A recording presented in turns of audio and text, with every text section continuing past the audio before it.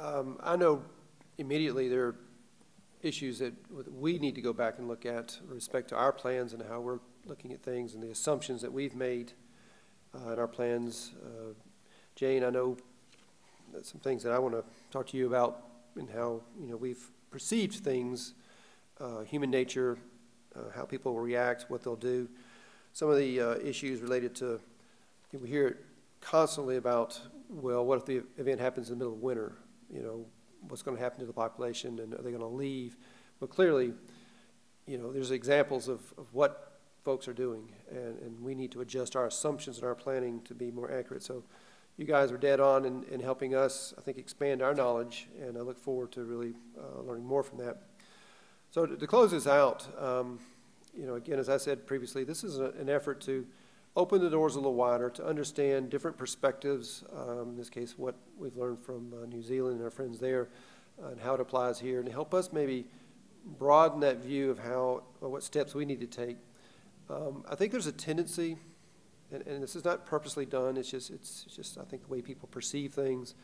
When you hear a presentation about the hazard, what Gary presented, or you hear about me talking about New Madrid or the earthquake threat being catastrophic in the central U.S., there's a tendency to walk away with this image that everything's gone, that it's ground zero, the buildings are gone, and basically, we're having to evacuate the central U.S.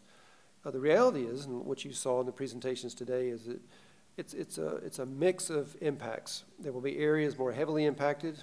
It's like what Gary showed with the Wolf River being one of those areas that cuts through our city and our county, areas along the Mississippi River, the banks. We know there are going to be heavy impacts, and we haven't done enough to identify those areas and plan accordingly.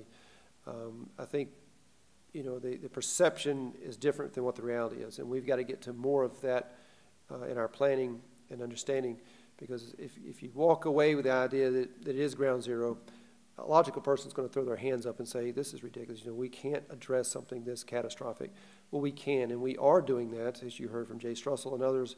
We are aggressively taking in some areas risk reduction measures. I know the state of Tennessee has done a wonderful job at looking at all the bridges from the Tennessee River all the way over to the Mississippi River, and determining their vulnerability and coming up with plans, workarounds for those bridges so that we can have a more responsive response. The mitigation efforts, whether you look at AutoZone, look at some of the other buildings that have taken steps to go way beyond the code requirements of the time, all is not lost. There are significant issues going on around the community to reduce that vulnerability, and we're going to continue to do that. And I think with forums like today and the information we've heard, we can become more empowered to feel better about what we're doing and that we can make a difference.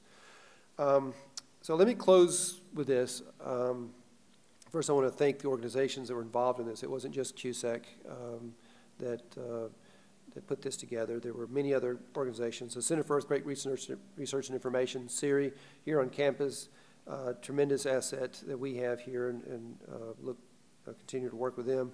The East Tennessee Structural Engineers Association, they've really taken the bull by the horns in the sense of the code issue and being more involved and again, not trying to beat somebody over the head with it, but look for ways that we can address things that are mutually beneficial. The FLASH, the Federal Alliance for Safe Homes, another one of our great partners. FEMA, Federal Emergency Management Agency, who wanted to be here, unfortunately because of the government shutdown, was not able to be here.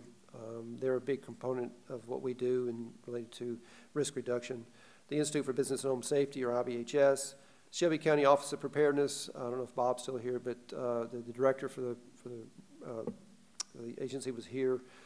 TEMA, Tennessee Emergency Management Agency, and then finally the U.S. Geological Survey, another federal agency that, again, because of the shutdown, couldn't be here.